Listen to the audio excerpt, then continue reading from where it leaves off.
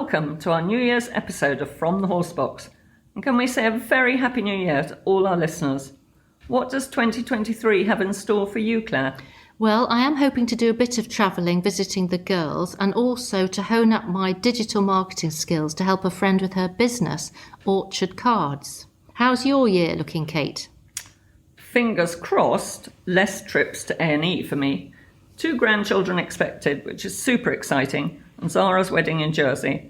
And hopefully the Horsebox will be busy, eventing with Posty and Baptiste.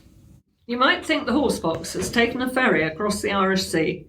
In fact, today's guest has lived in the United Kingdom since studying veterinary science at Edinburgh in 1982.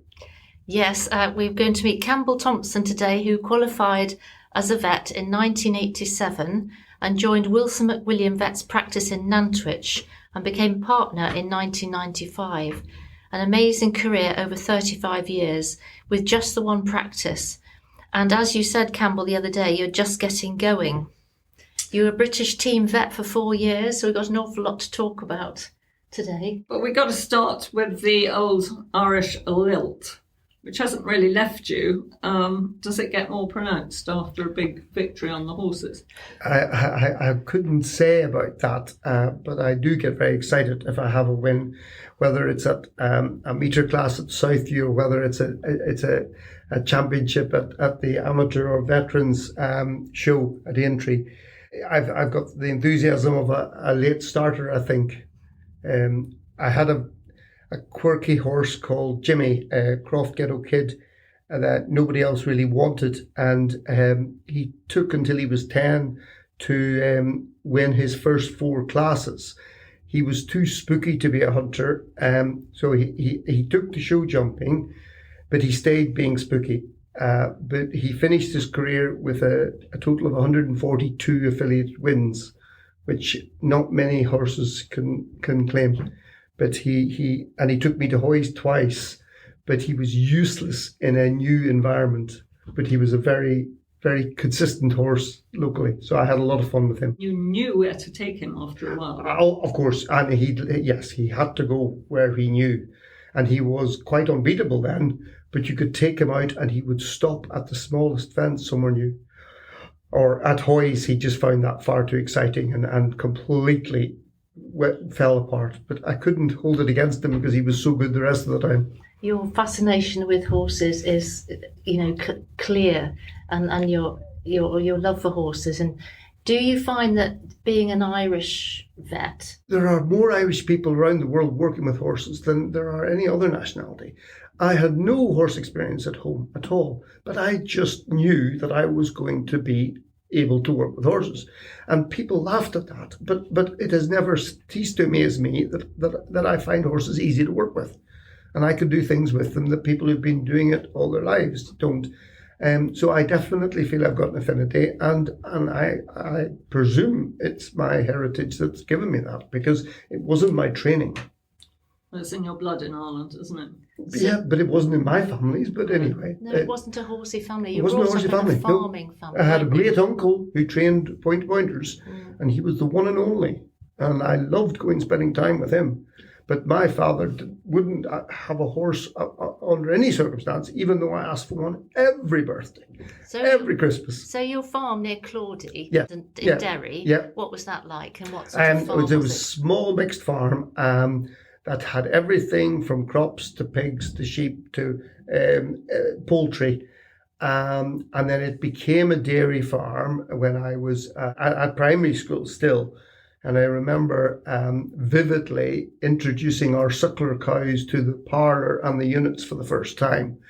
And how hairy and messy that was, getting these 20 cows to go into a parlour. And from there, my father built up a small herd it got to 50, 60 cows. But I found milking very repetitive and very tiring, and it was the same every day. And I knew this was not something that I was going to do. So the horses gave you a more you had more interest in the sport horse? Oh yeah, but not at that age. I didn't have a horse. The nearest I got, my father bought me a donkey. I was so cross. I would not go near the donkey. So he sold it again, and used that as a reason not to let me have a pony, because I didn't look after the donkey. I thought you never sold a donkey in Ireland. Well, Don't you have a donkey for life? Well, we didn't have the donkey Not in your case, obviously. not very long at all. So yes, no. So I grew up working with cows, and So you had a good grounding in the farming. yes. background. So I could always handle animals. We had our own dogs and cats, and I was very interested in them, and I liked the sheep and the cattle, but I had no experience of horses. What about when the vet arrived? What were your feelings about? Well, that was my earliest memory of being impressed, was when the local vet, Eddie Campbell, swooped into the yard in his big silver car, and my father ran around and got warm water, soap and a towel, as was expected when the vet arrived. And my father never ran around after anybody. So I was very impressed, and I wanted to be that man. And Eddie had a very strong Scottish accent, so that was very exotic, and I was very impressed. So from that moment, I was going to be a vet, even though I wasn't really sure what that meant, but I was definitely going to be that man. When you came to Cheshire, did the reception you got on when you were qualified, did that bear any resemblance to this dream of this goal? And yeah, but it was a lot of years after, Claire, because I was only 3 when that happened. So we didn't really get rushed around with warm water, soap and a towel. But I found the Cheshire farmers were actually very welcoming, much more so than the Northern Irish farmers would have been. And so Perhaps they were more affluent. yes, but just more open to ideas, and if you knew what you were talking about, they would listen even though you were young. Whereas if in Northern Ireland, I would always have been my father's son, and oh, what do you know, you're only wee Jim's son. And it was very much less progressive in veterinary. So even if I hadn't wanted to get away from Northern Ireland's situation, I wouldn't have cared to work there. So as you just said, it was obviously very rural and peaceful at home, but things were very different when you went to school in Derry. Sure. I mean, it was at the height of the Troubles, and it was never far away. When I got the bus to Foyle College in Derry, Londonderry, City, a city divided by a river, a religion, and a cultural identity. And we used to get the bus used to get regularly stoned going through a Republican area of Ardmore, and the windows broken. But the bus would still go the next day, and it would just, this was almost normal. And when we waited at the bus stop, we were by the Guildhall Square, and regularly on a Friday evening there'd be a riot. Lads throwing stones at the police and army, and sometimes petrol bombs for a bit of a splash. And it was, if you ever look back at any of that news footage, you could see people wheeling their children past, So it was part of life. Just part of life. You just carried on. Now there was some really, really bad bits that made it, brought home just how serious it was. Local village, which is only 3 miles away, Claudy, which is only at Crossroads. It had a bomb. In fact, 3 car bombs one afternoon that killed 9 people, 3 of them children. And when I was only a young lad. And Claudy was mainly Catholic, and the IRA bombed it, and there was no security forces. There were nobody involved in anything at Claudy. I mean, it was the sleepiest, peaceful little village, and yet it got that sort of atrocity. And it makes it very hard for people who've lived through that and had members of their family taken, to get the peace process has been difficult for them, because you can't just forget that all happened. Why did that happen? And now the people doing it are feted or released from prison or whatever, so it's quite tricky. So did that make your educational life difficult? Well, it made me even more determined that I was going to try and get a profession to get out of Northern Ireland. Now, that may seem very defeatist, but I couldn't see how ever it was all everybody was going to live together. So it made me study very hard for my 11 plus, and we were very lucky to have an 11 plus, and it allowed us to get to a grammar school. And the grammar school education in Northern Ireland was second to none, despite everything that went on. Both sides of the community had very strong, very good schools. So you caught up with the girls? Well, on the academic front, I mean, obviously. No, it took me a very long time to catch up with the girls. The very first year I went to Foyle, it was a boys-only school, which was normal in Northern Ireland. And then they decided to this new idea of co-ed was the way forward, and we had the girls thrust upon us. And I'd been third in my form in the first year, and there were 5 forms. So anyway, when the girls came, I was very much mid-section because the girls worked so much harder and were very studious. But I'm very competitive by nature, so that made me, I wasn't so much swayed by the girls. That raised your game. Yes, I did raise my game, because I couldn't have these girls being better all the time. Absolutely so, not. Edinburgh was your career, yes, university. Was that your first choice? Absolutely, yes. I wanted to go to Scotland, really. Was this because of Eddie Campbell? And it was because of Eddie Campbell, because he went to Edinburgh. So that was why it was Edinburgh rather than Glasgow. And I thought it sounded like a nice city. But yes, that was his alma mater.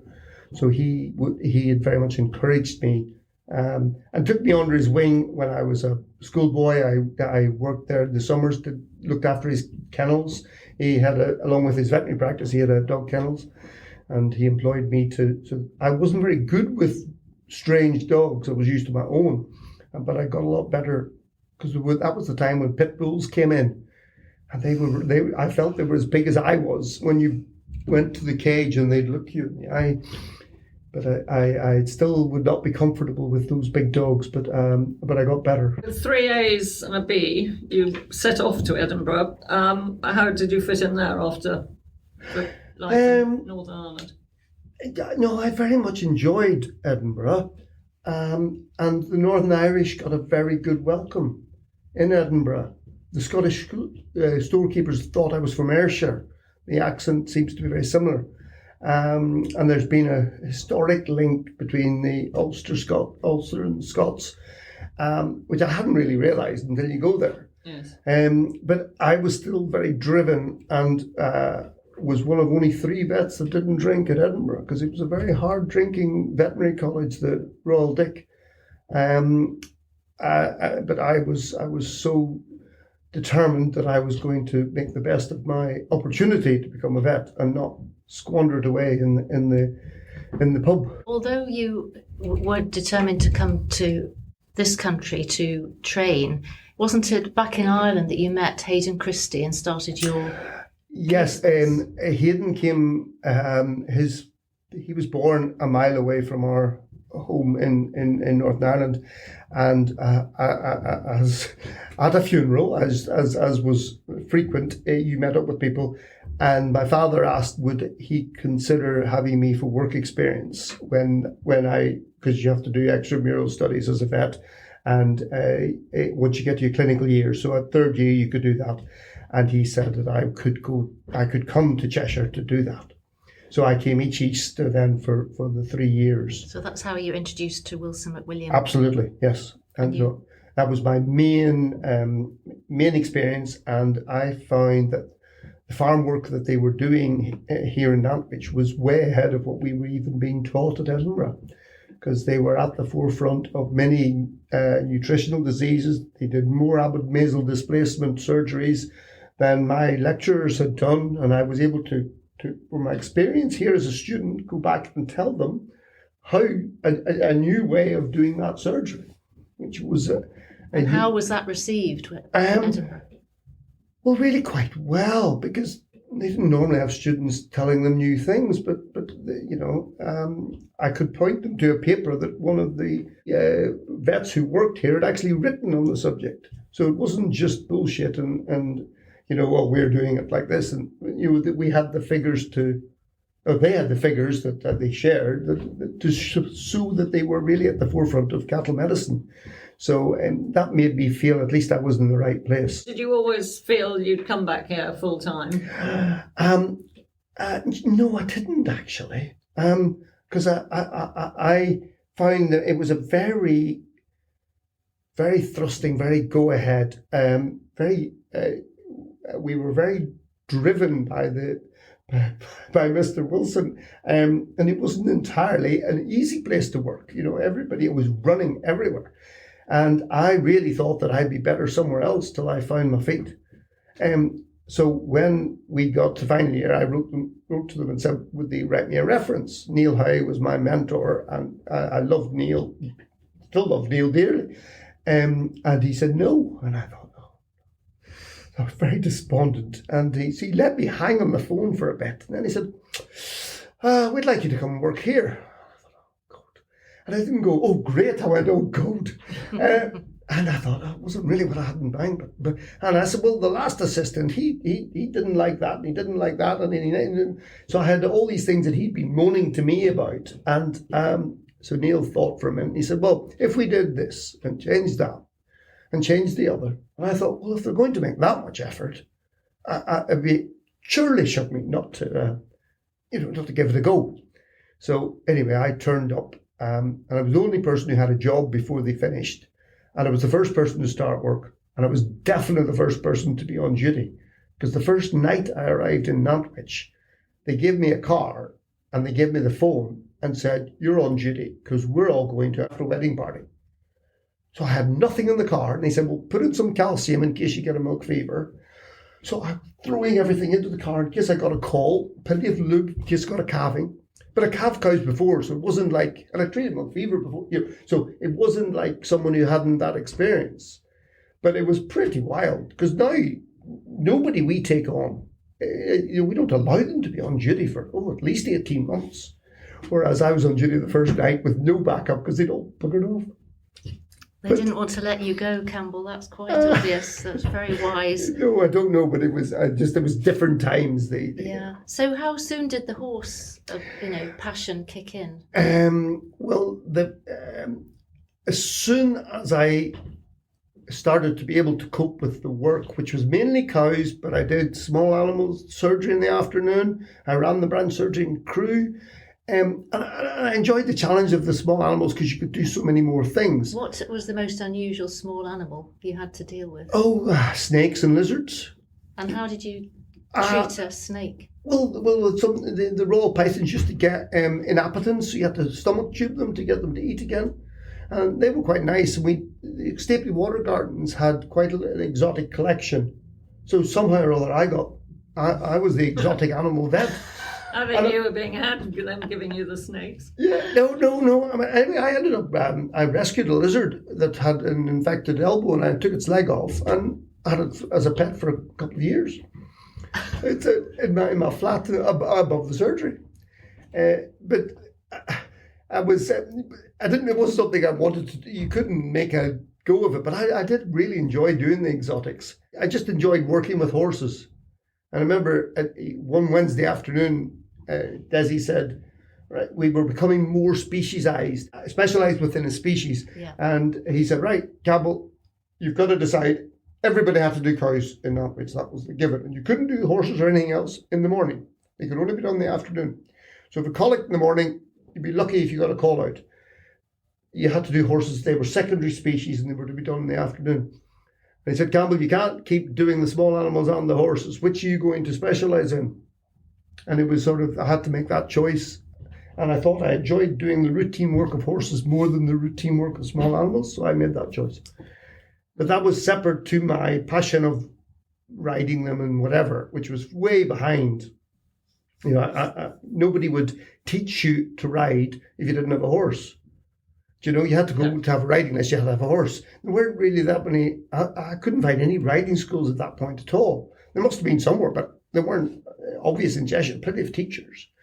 So I went and rode out for Barbara Baker and Snowy Bettany, and then Sid Taylor got me rides, and I used to I do exercise. seem to remember something about you rigging up some and this was unheard of at the time, some outdoor lighting, so after work you could ride in the dark. Oh, yes. That's No, right, I've still isn't it? got that, yes. Yeah, but you did that. But I've didn't done you? that in a couple of places, We all yes. thought this was wild and wonderful at the time. I was Well, too how busy else? working in the light. Yeah, daylight exactly. hours. When else could you ride it? You had to. So, yes. I still ride at night all the way through. When did your competing start? Having sort of climbed on board. Well, because I couldn't actually ride, I'd get on the horse and ride it round the roads and exercise it, whether it was Barbara Baker's or whatever. But they were into hunting, so she allowed me to take her mare hunting. That was my first taste of hunting at all. And I had no idea what was going on, but found it exhilarating, presenting a horse at a hedge and still being... You were pretty fearless, Campbell, I do remember. The other side. I think everyone must have found it exhilarating watching you. Oh, and if I hadn't fallen off, I'd had a bad day. So obviously I hadn't been trying enough. So it was hunting first that was my passion, and no other sort of competing. It was only when the kids got riding lessons I realised how much I didn't know. I didn't even know what a diagonal was. But it didn't matter, because when you were hunting, you just, if the horse wanted to go and you wanted to go, you went. And Sid was very good in that, because I would take out pointers to qualify them, and I had an unsuitable horse of my own, but he felt sorry for me because I was keen and I would put the effort in, so he would allow me he'd just allow me to ride these horses, and then you'd catch on, and then he'd say, oh, you can.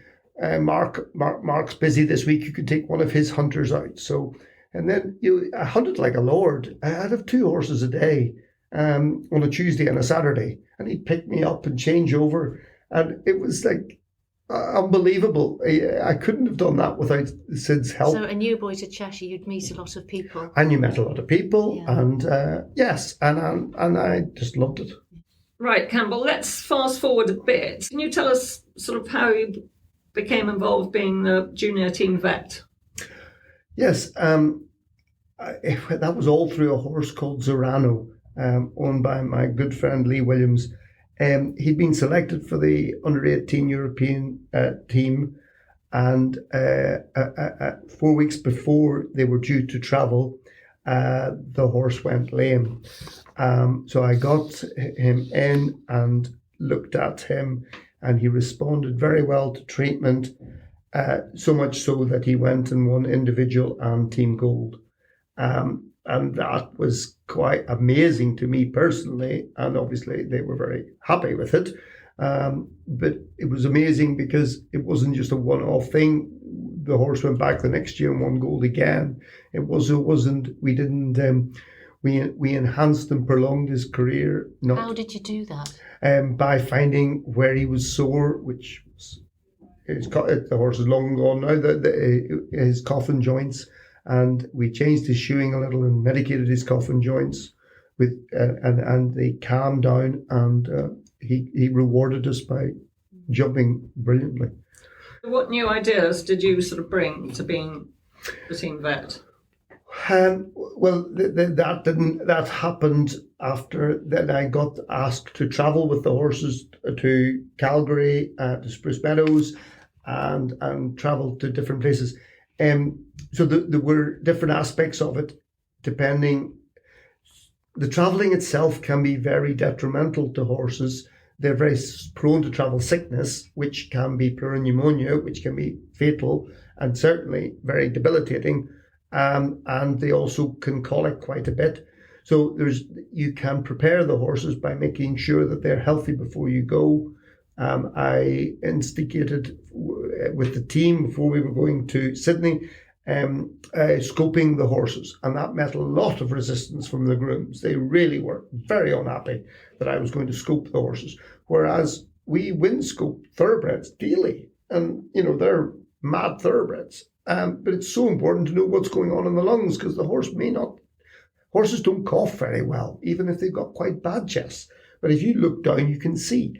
Whereas trying to instigate this into the shoe it's like jumping, a preventative. Yeah, only if they've got asthma. But then most most older show jumpers seem to have some degree of allergy, asthma, which used to be called COPD. But so when I scoped them, 2 of them were shocking, full of pus, and they would have definitely got sick travelling, but nobody had ever looked before.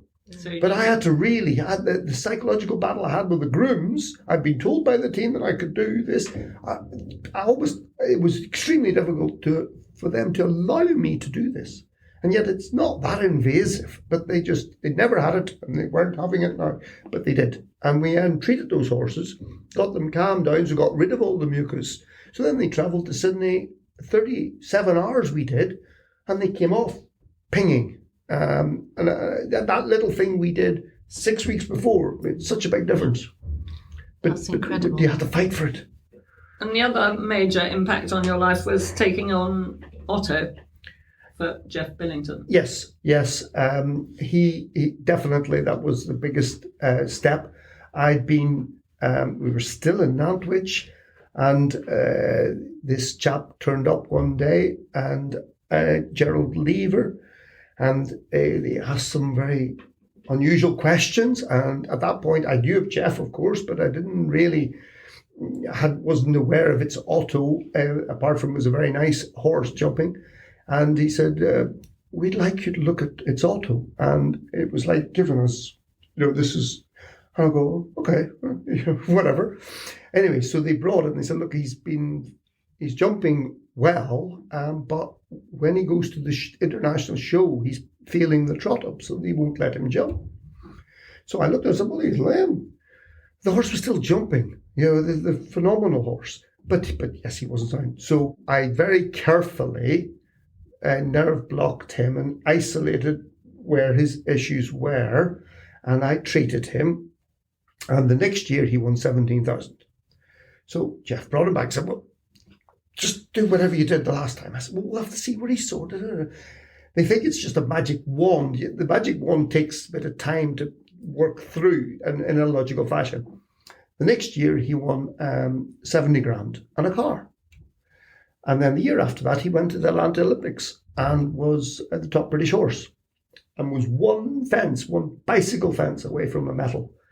He only knocked one fence down. He knocked the same fence down twice. It was a bicycle hadn't knocked it down the first time, he would have been jumped off for gold. If he hadn't knocked it down the second time, he'd have got silver.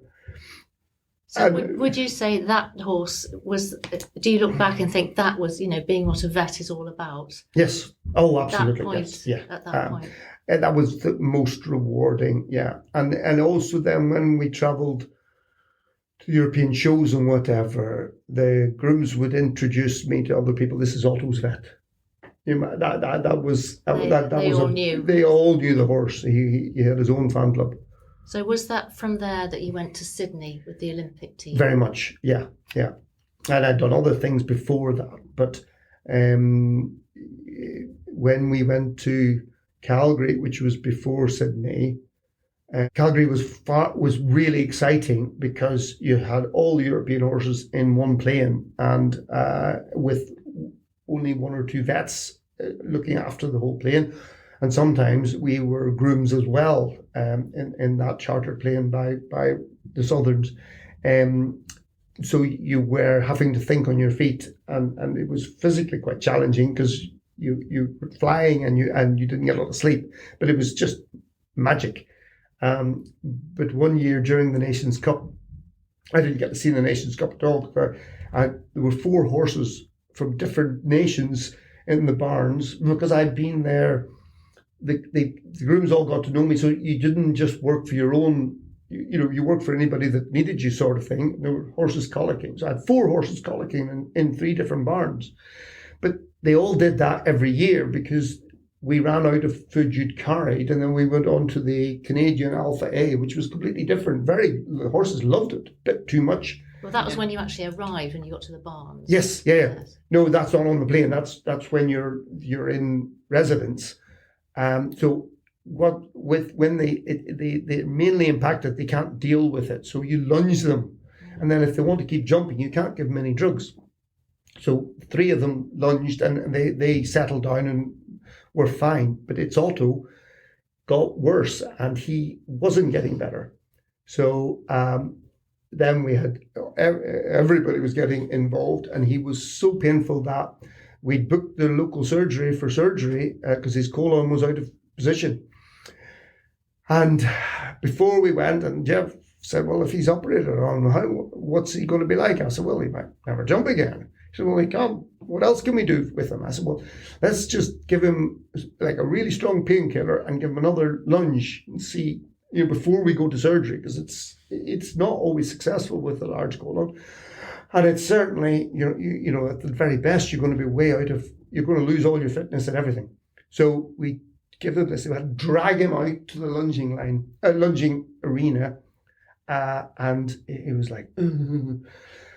But now you got the pain relief on board, and it was 2 horses trotted past, and it sort of sprung up on his toes. Oh, gosh. And bounced round. And he must have flipped his colon back because he just looked immediately better. Now, he was still very sick, he's still very toxic, his heart rate was still very high. So we stuck him on a drip. I dripped him all night. We did 45 litres of fluids.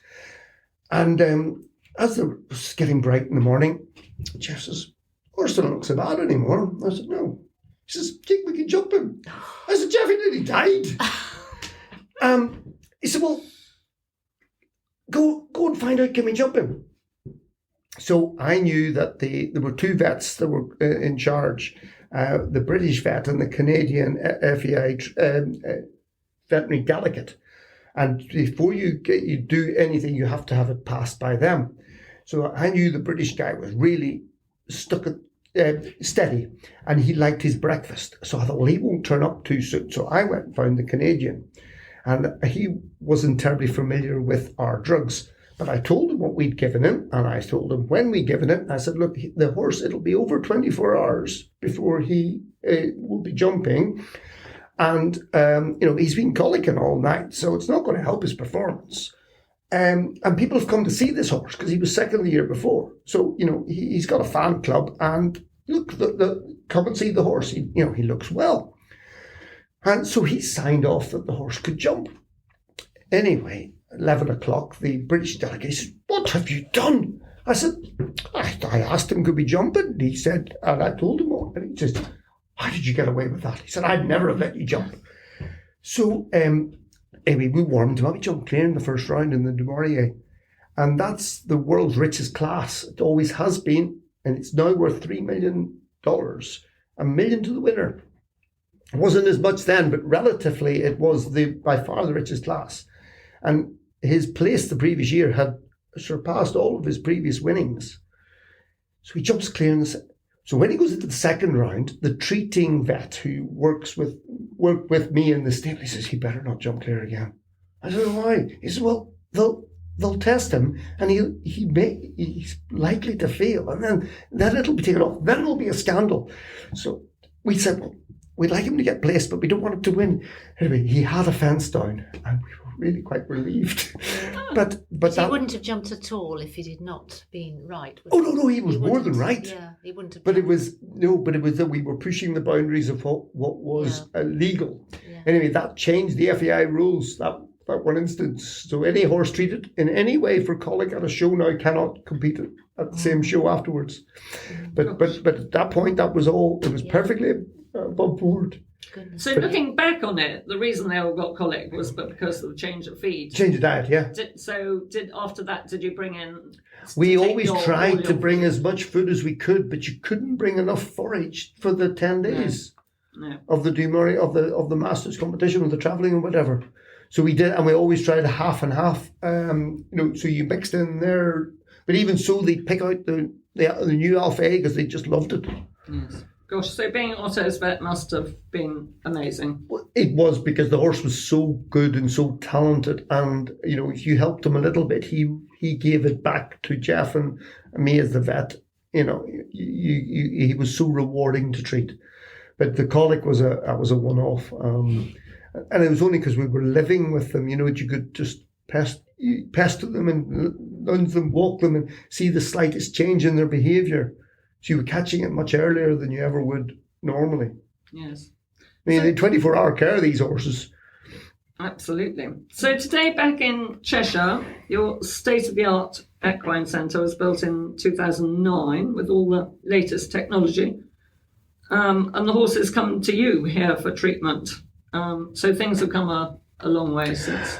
It did, yes. We still, of course, go out and give all the ambulatory service that we need to do, but it was always my belief that we could do a much better job in the clinic situation, especially with difficult horses. We with my girls and in my environment, horses behave much better than they do at home, and it's cleaner and just much more efficient, and everything is on hand, so we can give a much higher standard of service much quicker, which justifies the additional expense of having a building.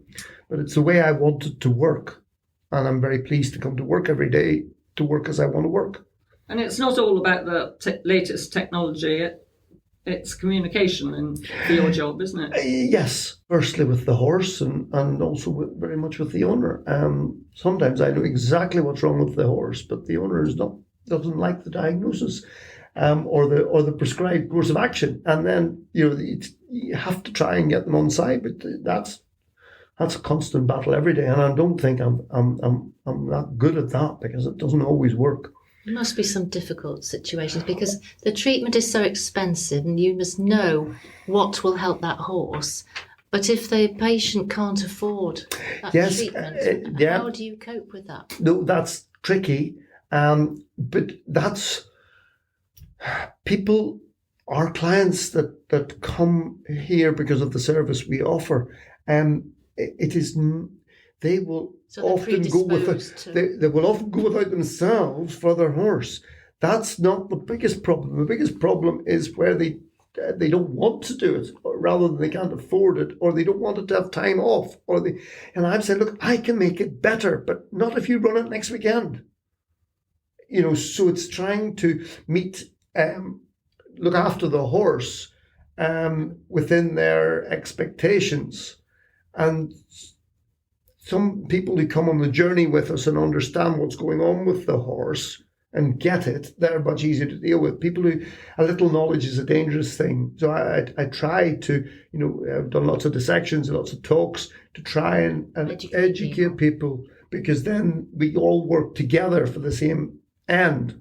And that's the best thing for the horse. And that's also what I meant by communication. You're chatting not only to your clients, but you've got the farriers and the nutritionists. Oh, sure. I spend a lot of time yes. with the farriers, and now that we've got the digital X-ray and able to take pictures of the X-rays, we can have a much more. I can send those to the farrier with what about this, what about that, and have a good relationship with them.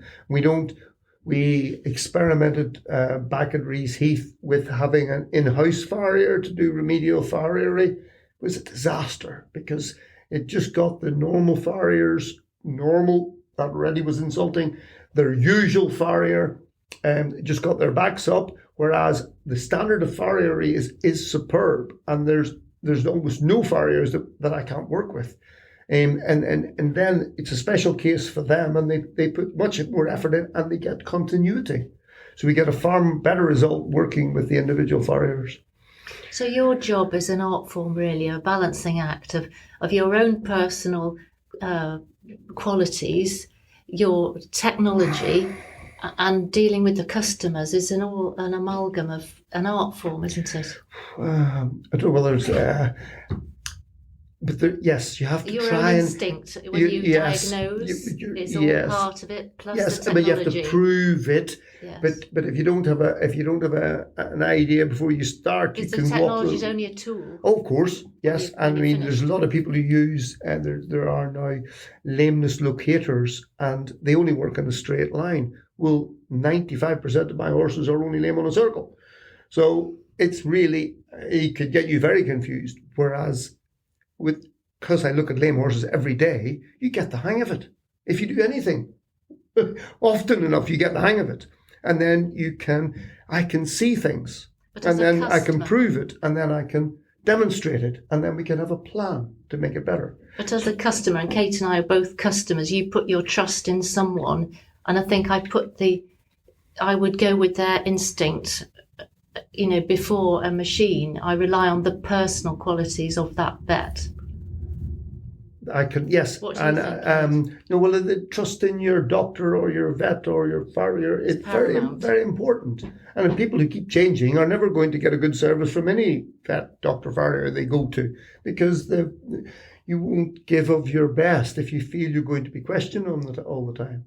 So you have to have a very close relationship with the client, and they've got to trust you. And if they don't trust you, you can see the moment that the trust breaks down, and you may want to work for those people, but you might as well forget it. And I've said, no, I think you'd be happier somewhere else. Yes. Because I know I can't satisfy you.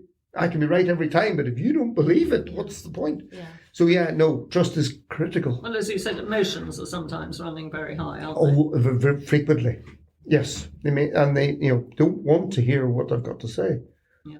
Tell us a very good vet story. I had a lot of satisfaction working with Sir Lee Pearson and his horses, and trying.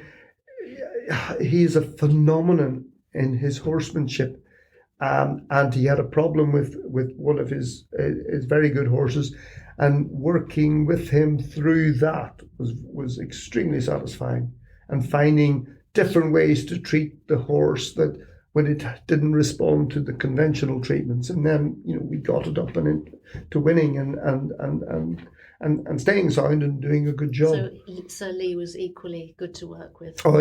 Yes, excellent, and people don't get it and to the level he's got of consistency without being receptive and keeping moving on. He has to be very driven, very talented, but very driven. Yes. Talent only gets you so far. So what advice would you give someone today going into veterinary practice? Make sure you really want to do it. It's a lifetime passion. Yes, but it isn't, you see, because the vets that are going in now are doing average of 2 years. Average. It takes 5 years to train. What's going on? And you said that's the women. Yes, but then they're 90% women. Yeah. And the men aren't much better. It used to be that there was just the women didn't stay in equine practice, but the women don't stay anywhere, and the men aren't any better. So do you see yourself sticking with it, or do you see yourself going into more the consultation like Brian Wilson did? No, there's no... the rest of us can't get away with that, Claire. I see myself continuing to do this as long as I'm physically capable of doing it, because you love the animals. I'm just getting the hang of it. I really do I do new things every day, and that's really crazy. After 35 years, I'm doing new techniques. I'm getting better. So people come in and embrace it for a couple of years. They're just never going to. They're not choosing the right people. Vet schools have become just. They're only interested in getting the fees. They're not choosing the people at all, as long as they're academically bright enough. But intelligence on its own is not. It's only a very small part of being a vet. Yes, you can't be. You've got to be bright enough to do it. But it's more about. Much more to it. There's so much more to it, and they're not. When I was at Edinburgh, there were 5 farmers' sons from Northern Ireland. Now all the farms in Northern Ireland are quite small, so. It wasn't. They could only feed one family. So if you had more than one boy, one of them had to go and do something else. But because of the grammar school system, because of the 11 plus, we could go and get a profession, and say 5 out of the 60 that started, and when we finished, there were less than 50 in our year through the 5 years. But the 5 boys were still there, and the 5 boys, last time I looked, were all still working. Whereas now, dedication. And hungry enough. If you don't need to work, this is hard work. It is. And I don't think a lot of people going into veterinary realise it's hard work. Yes, it is. Now we're going to go on to the quick fire questions now, Campbell, which we haven't shown you. So I'll start. Favourite show jumping venue? Spruce Meadows. Now, your karaoke song. Do you know what karaoke is? I do know what karaoke is. I absolutely wouldn't get up.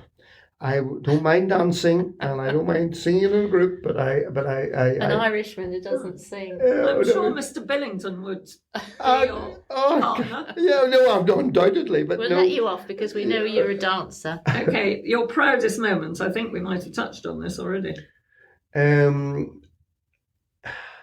Was probably the under 18 lads inviting me to stand up on their podium with them at the Europeans in Hungary, and they the vet never went to stand up with it, but they each of the four of them felt that I contributed to them getting that, and thanked me publicly at the dinner.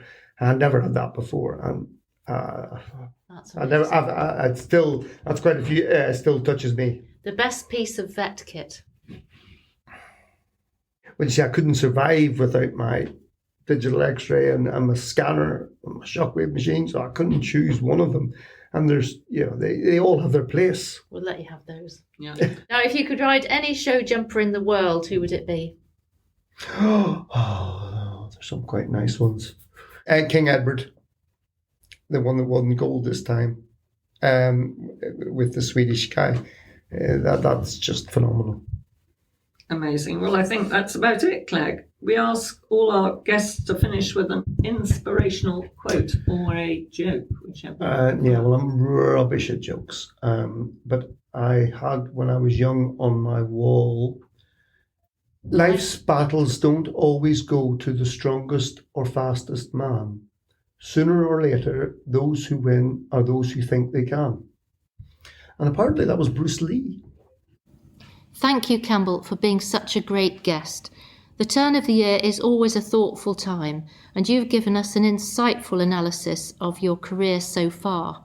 And on looking up your quote, Bruce Lee has his name on many inspiring answers to self-doubt.